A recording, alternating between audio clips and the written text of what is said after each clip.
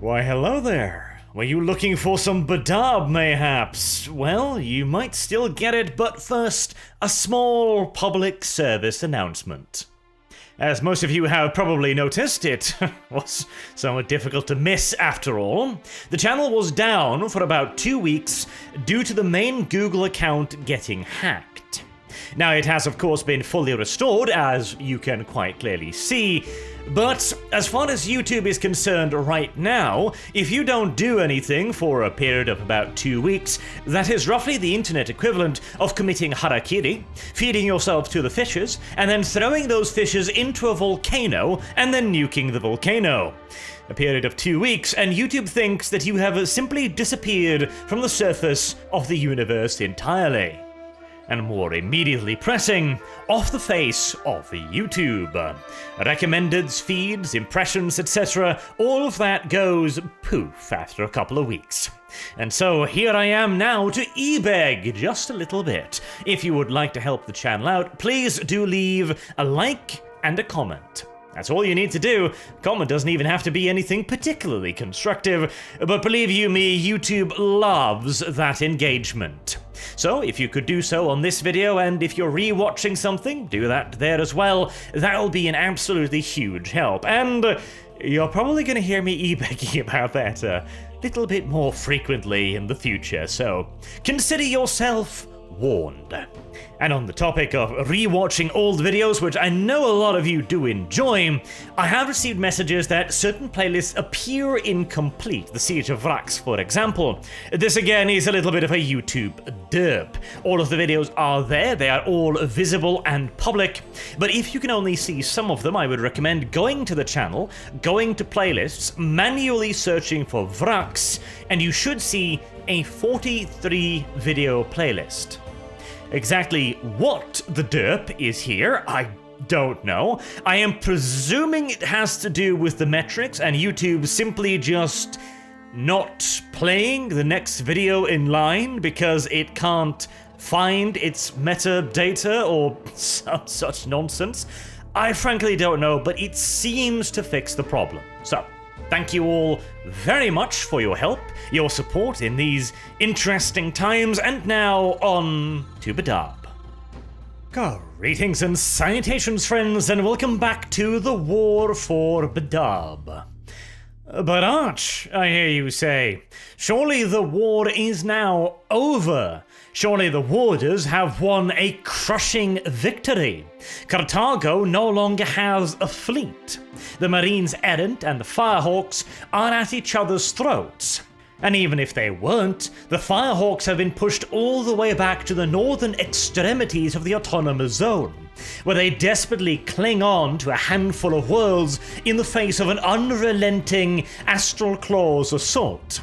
And the Marines Errant, after the losses during the ambush at Viania, first saw their naval forces severely reduced, and then, in a running series of battles with the Mantis warriors, lost nearly the entirety of their 1st Company and 3rd Company command cadre, leaving the Marines Errant's 6 companies in the war virtually leaderless.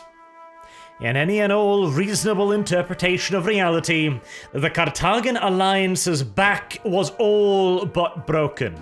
And we have only talked about the demerits to the Carthagan alliance.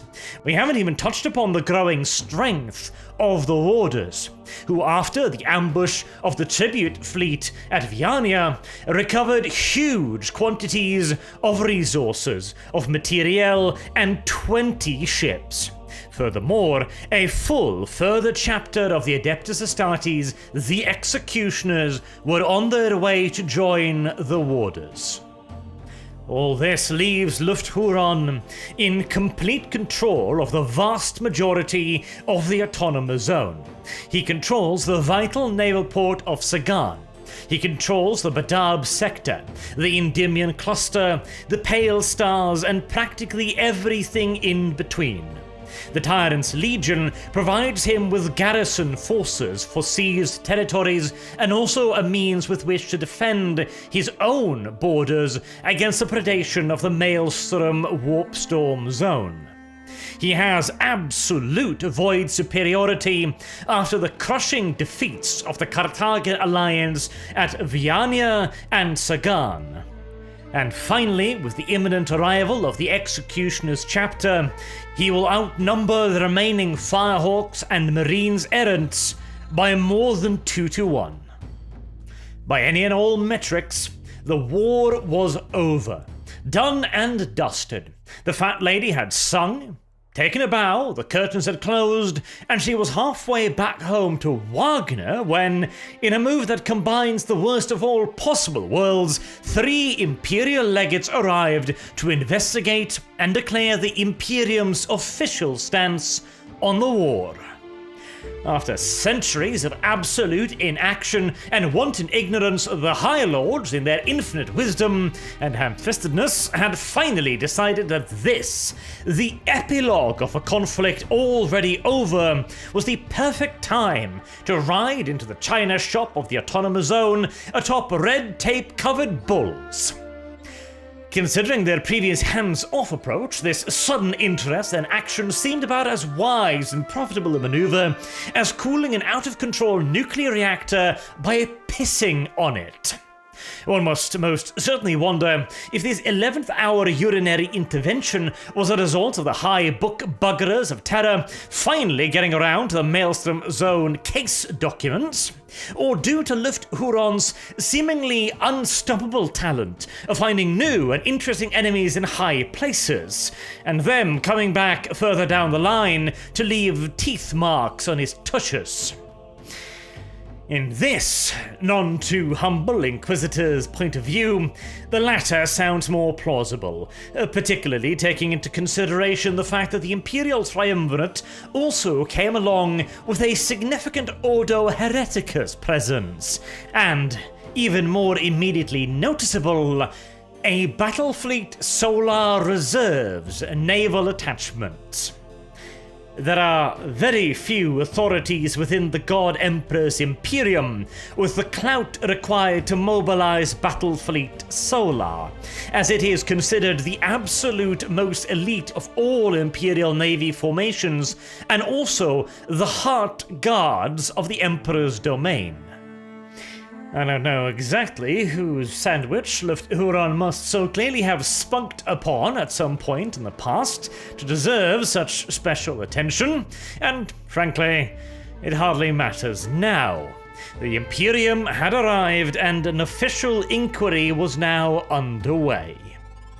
And whilst I imagined that at the very least the warders would have preferred to simply see the conflict peter out naturally, there were still some potential benefits to be had for both parties. For the Carthaginian alliance, there were obvious benefits, like the potential promise of Imperial aid, or at the very least a temporary ceasefire, which would allow them to reorganize their forces. Whilst on the other hand, Luft-Huron and the Warders considered the war, reasonably enough, to be over, done and finished. And so the only possible course of action for the Triumvirate would be to officially rubber stamp an end to the battle. And considering the overwhelming advantage of the Warders, that should come with some significant concessions. Perhaps enough overtures could even be made to allow the Warders and the Autonomous Zone to rejoin the Imperium again. After all, the Articles of Just Secession were intended to be nothing more than a means to an end. Luft-Huron had not turned traitor, he hadn't thrown in his lot with chaos or renounced the Emperor or the Imperium, he had simply wanted out from underneath the overbearing control of Carthago and the incessant demands that he defend his sector without the resources with which to do so. Put like that, it almost sounds reasonable, but then again, the word reasonable is not one in frequent usage with either the Inquisition or the Administratum, so that is most certainly no guarantee. Furthermore, I do not believe that in the entirety of human history there has ever been a war where either side was entirely blameless. And Huron undoubtedly had a few sins on his conscience as well. It was thusly up to the Imperial Triumvirate to try and figure out which sins had been committed by which parties, which ones were the most damning, and what actions that needed to be taken to resolve the matter once and for all. And this process would start with the Triumvirate determining whether or not the Imperium was in the right to intervene in the first place. As I've talked about on multiple occasions, the Imperium by and large prefers to let the various planets and systems, and indeed entire sectors under its control, go about their business with as little intervention from above as humanly possible, choosing only to intervene whenever a local conflict becomes a threat to Imperial interests at large. Now, seemingly, this local conflict had already been resolved, so surely there is no threat here to Imperial interests. Well, I'll refer you back to my previous point about reasonability, and remind you that a considerable quantity of the Triumvirate staff was made up of inquisitorial personnel, who quickly came to the conclusion that it was an undeniable fact that the Warders had been launching repeated assaults upon Imperial shipping. Which, I mean, yes, that is indeed correct. After all, they had been in a state of open war with Carthago for quite some time now. A war, I remind you, that Carthago initiated, first by dispatching the Tithe fleet, a fully armed convoy directly to BADAB's doorstep. That was a bad idea. And after its destruction, they also dispatched a further 2 war fleets into the Secessionist-controlled territory, both of which disappeared under mysterious circumstances. It was only thereafter that Carthagan shipping suddenly started being attacked by unknown forces. Unknown indeed. Now, in the interest of fairness, one must also admit that the Warders did escalate the conflict eventually, going so far as to seize entire worlds, but around that time the Firehawks were beginning to arrive and things, well, again, it was, for all intents and purposes, open warfare at that point. And, in the interest of fairness, the inquisitorial investigation teams did also determine that fault lay with Carthago as well. The actions of the Carthagan ruling class, and Tanith Koenig in particular, were categorized as, at best, grossly incompetent and arrogant, and at worst, demonstrable misrule and abuse of Imperial authority. And then, of course, there was the not at all inconsequential matter of the tithe. After decades upon decades of both legal and highly real warfare, the need for the resources in the autonomous zone had grown quite desperate.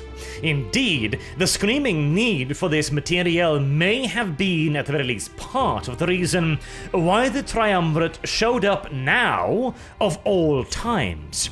Because, as you may remember, Tanith Koenig had been withholding quite the amount of these resources on Sagan, specifically for the purpose of greasing the wheels of the Administratum and ensuring that the tithe masters of the Imperium always had just a little bit of a trickle, just enough to prevent any, overzealous intervention, mayhaps? Well, with that trickle having dried up, it would not at all surprise me if some over-eager Administratum drone, worried about whether or not the blame would now fall on his scrawny shoulders, that now was the time to bring this matter to his superiors. After all, these were worrying and frightening events, over which, of course, as a lowly administratum tithe official, he had no power, and brought it to the attention of his superiors as soon as he realized, of course. See, that evil woman had been tricking him with a small quantity of resources here and there. What? Private bank account? Don't be silly. Don't be absurd, in fact. No. Look over there. Secessionists. Purely hypothetical, of course, but you gotta admit, it does ring all the right bells now, doesn't it?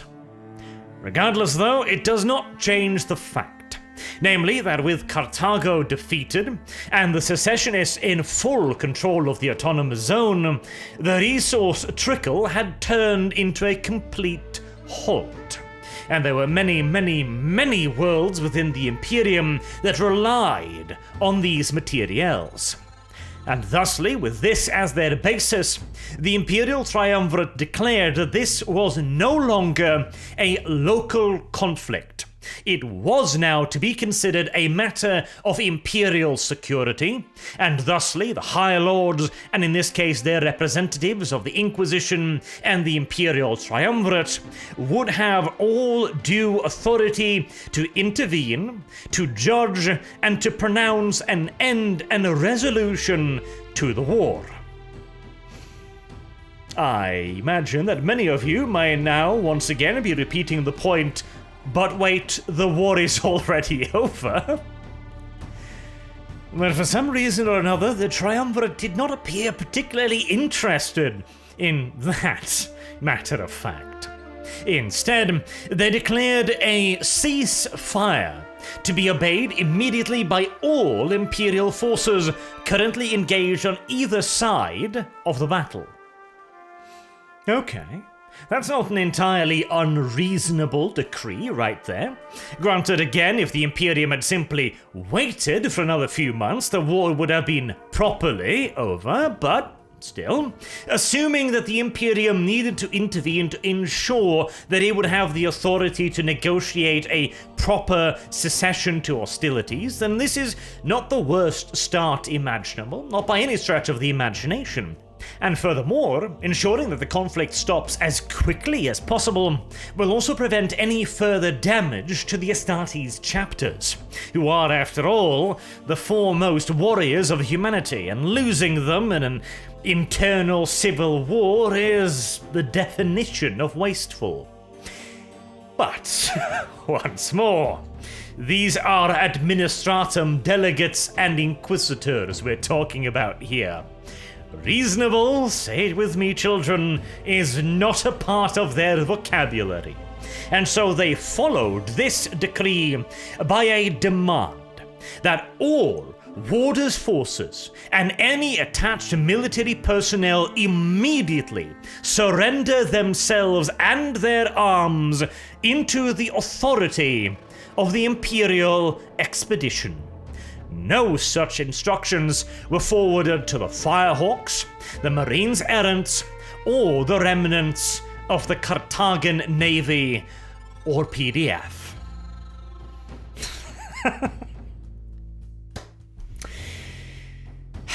It's instances of Eldar diplomacy like this that makes me wonder who, and more importantly, why the Imperial delegation was sent in the first place, because, make no mistake, there was absolutely no scenario in which Lufthuron accepted these demands. Absolutely none.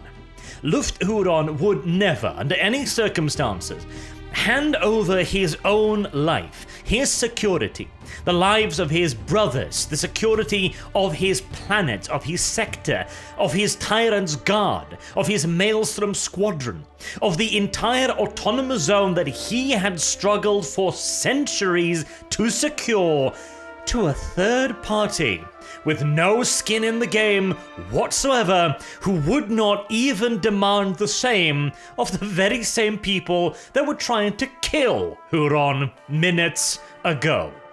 The order amounted to little more than lay down your weapons and trust the enemy you were fighting won't shoot you as they keep theirs. And so with this, negotiations officially broke down. Or, can you really call one side unilaterally declaring that the other must surrender unconditionally as a form of negotiation? I'm skeptical to that one, but regardless, with Lufthuron having refused the Imperial Legate's demands, they now ordered that with the full authority of the High Lords of Terra and the Imperium of Man, that the Warders, the Astral Claws, the Lamenters, the Mantis Warriors, the Executioners, and any who stood with them would be declared traitors, to be apprehended at the earliest opportunity by all available Imperial forces, thereby turning a resolved local conflict into a full-scale Imperial civil war. The denizens of any craft world would be proud. But of course, it's one thing to simply decree that Huron and his men be arrested. Quite something else to actually carry through on that arrest. The Warders were, after all, winning, quite convincingly as well, and the arrival of one group of reserves from Battlefleet Solar, along with a handful of Inquisitors and 3 Legates, wasn't going to be turning that around anytime soon. As Tarnith Koenig had realized, the only force that could fight a Space Marine was yet another Space Marine. And yet the only ones immediately available to what I suppose we should now begin calling the Loyalist cause were the Firehawks and the Marines Errant, both of which had been so thoroughly thrashed as to be nigh on inoperable at this point. Not to mention the growing split between the Firehawks and the Marines Errant over the accusations leveled against the latter by the former. So the very first course of action that needed to be undertaken by the Loyalist side was quite self-evident. They needed more Space Marines. Fortunately for them, this area of Imperial space was relatively calm, with the secession of the Maelstrom Zone being probably the single largest Imperial conflict currently ongoing, and so there were Space Marine forces available to be drawn upon. However, many chapters outright refused to take any part in the conflict. The High Lords quickly realized that there was a considerable degree of sympathy with the cause of the Maelstrom Warders, not to the point of open outward support, but enough to make sure that many chapters found more pressing business elsewhere. Oh, we are ever so very, very sorry, Mr. Imperial Legate person. We would love to come help you out with your little secessionist problem, but we have a, greenskin incursion over here, you see. Right, yes, right over there, in the middle distance, just out of view. Don't worry about it. We'll take care of that, but good luck in the warp storm, by the way. Have fun. That was often the general gist of things. But the Imperium is a large place, and there are many, many Space Marine chapters. And eventually, the Legates came across willing participants. The largest contributor would be the Red Scorpions. We remember them from the Siege of Vrax, do we not? They would be sending a considerable contingent, which would be further supported by various numbers of battle companies, from the Salamanders, Raptors, and Fire Angels chapter. This was probably a bit less than the Legates had been hoping for, but with additional Imperial Guard forces and Battlefleet Solar naval elements, it should be enough to face the Warders in open warfare. After all, whilst they had been winning their battles against the Firehawks and the Marines Errant, attrition is, as always, a bitch. And the Warders must have suffered their fair share of casualties, and it takes Space Marine chapters a very, very long time indeed to adequately reinforce. The Adeptus Astartes are the absolute cream of the crop, the elite of the elites, and only the most brutal, vicious, violent, and effective of fighters will ever have any hope of meeting their stringent recruitment criteria. And even if standards were to be lowered temporarily to ensure a steadier flow of recruits, it takes years upon years upon years to just even get a neophyte out of a recruit, and far, far longer again to produce a full battle brother.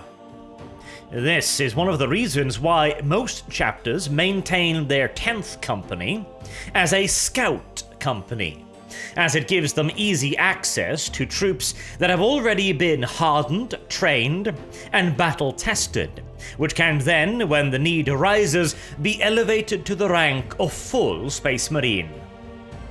But even then, of course, that is only about 100 or so scouts. A somewhat pitiful reserve force in all due reality. Enough in most circumstances, since the Astartes are of course expected to strike fast and hard, decapitating the opposition and ending a conflict swiftly and decisively. Casualties in such operations are intentionally kept as low as possible, for again the simple reason that replacing an Astartes takes an awful lot of time. But this conflict had been grinding on for quite a while now, and even worse, it was marine-on-marine warfare. The attrition rate of that sort of combat tends to be a fair few notches above the regular operation. So again, surely, whilst the Leggers had no firm numbers, the Mantis Warriors, the Lamenters, and the Astral Claws must have dug quite deeply into their reserves by now. There was also, of course, the question of the other two Loyalist chapters, the Firehawks and the Marines Errant. They were not actually entirely cleared of suspicion just yet, and so they were also ordered to rendezvous with the incoming Loyalist forces and give themselves over to the Inquisition's purview for a proper investigation of their actions. But unlike the Warders, they were allowed to do so in their own time, in their own way, and of course to maintain control of all their arms and ships. The Marines Errant responded in the positive almost immediately, probably relieved they now had an exit strategy, frankly. They had taken near catastrophic losses and had most of their command structure wiped out by the Mantis Warriors. They really were not in any kind of a shape to continue fighting. Stibor Lazarek's crew was not really in all that much better shape either, but they had one last little errand to run before turning themselves in to the Inquisition. One last petty little errand to run. After having tried to attack the poorly defended, supposedly, aggro world of Iblis to draw out the Mantis Warriors, and having paid the price for such a maneuver, they now spotted a new target, a planet by the name of Sacristan, a small, virtually irrelevant colony world on the very outskirts of the Endymion cluster. Sacristan was also a sovereign world within the autonomous zone, meaning that it was one of the planets who paid tribute to the Imperium via the taxes, the resources, etc., gathered and then shipped to Carthage in the olden days. But beyond that, it did not consider itself a part of the Imperium at all, and it did not recognize its authority to intervene in Sacristan's sovereign affairs. It simply, for lack of a better word, paid the Imperium to stay the fuck away.